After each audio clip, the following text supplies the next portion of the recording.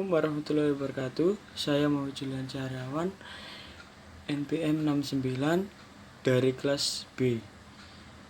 Saya akan mempresentasikan perkembangan material teknik, yaitu perkembangan material terkini dan aplikasinya, nanomaterial, material sensor, material magnet. Yang pertama yang akan saya bahas adalah definisi nanomaterial.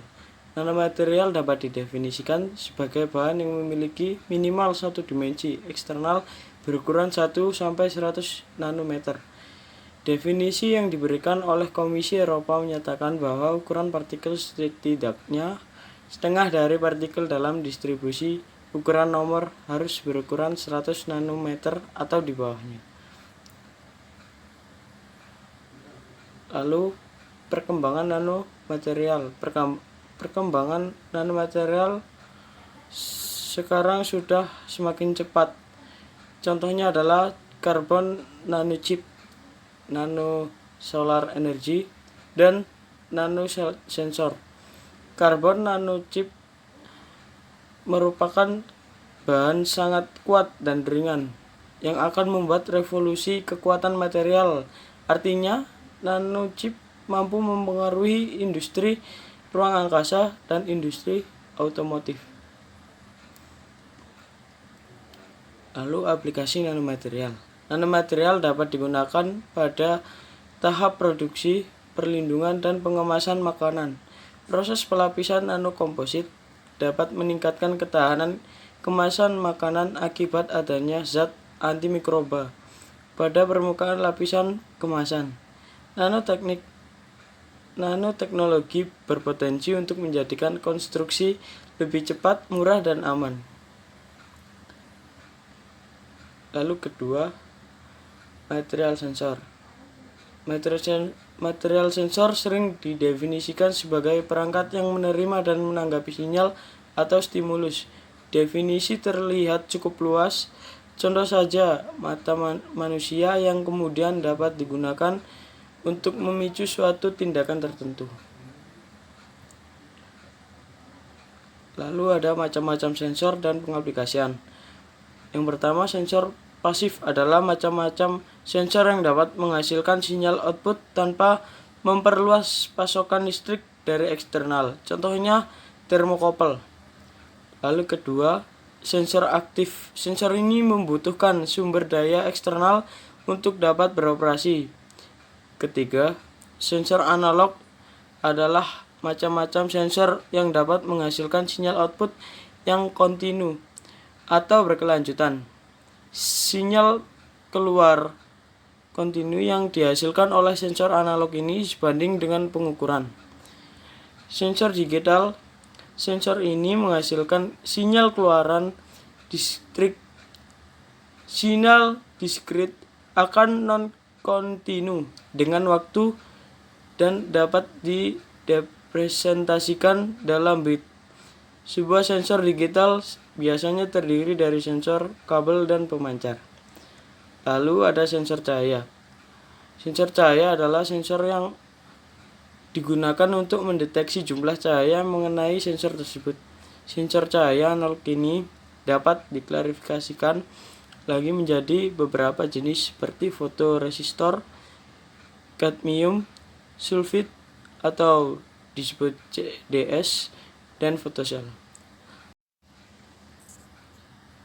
Sensor tekanan adalah sensor yang digunakan untuk mengukur jumlah tekanan yang diterapkan pada sebuah sensor. Sensor tekanan akan menghasilkan sinyal keluaran analog yang sebanding dengan jumlah tekanan yang diberikan.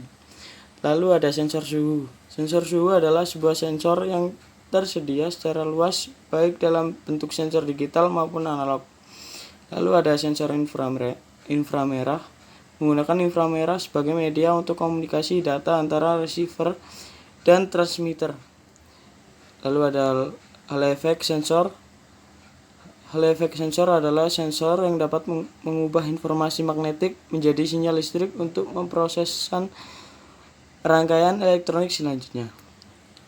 Lalu ada sensor suara. Sensor suara adalah sensor analog yang digunakan untuk merasakan tingkat suara. Lalu ada sensor magnet. Sensor magnet adalah alat yang akan terpengaruhi medan magnet dan akan memberikan perubahan kondisi pada keluaran.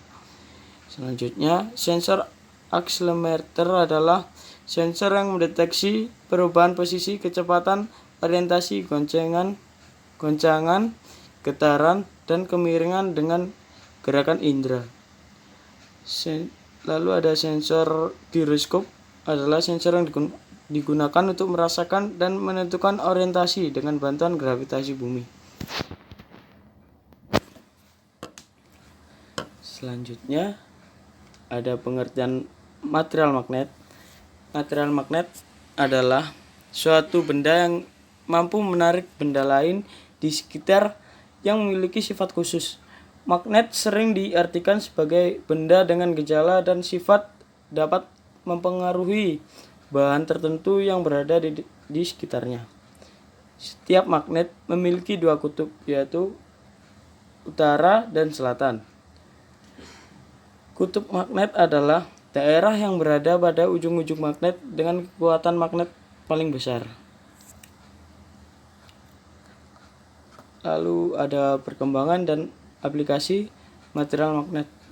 Berdasarkan data pasar magnet dan tingkat penerimaan produk, maka fokus pembuatan magnet dari konsorsium magnet difokuskan pada magnet untuk sensor aliran air dan magnet kualitas tinggi untuk motor listrik. Hasil analisis pasar menunjukkan bahwa tingkat kebutuhan magnet untuk meteran air cukup tinggi, secara kumulatif sampai 1 juta piece per tahun. Di samping itu, pengembangan magnet permanen kualitas tinggi untuk motor listrik difokuskan untuk mendukung pengembangan mobil listrik nasional. Hasil penelitian hingga saat ini telah diperoleh magnet permanen berbasis ferrit. Hasil uji coba industri di PT Sintertek dengan kapasitas produk 1000 piece per hari dihasilkan kualitas magnet dengan remanensi 1,74 kg dan medan magnet permukaan sebesar 470 Gauss.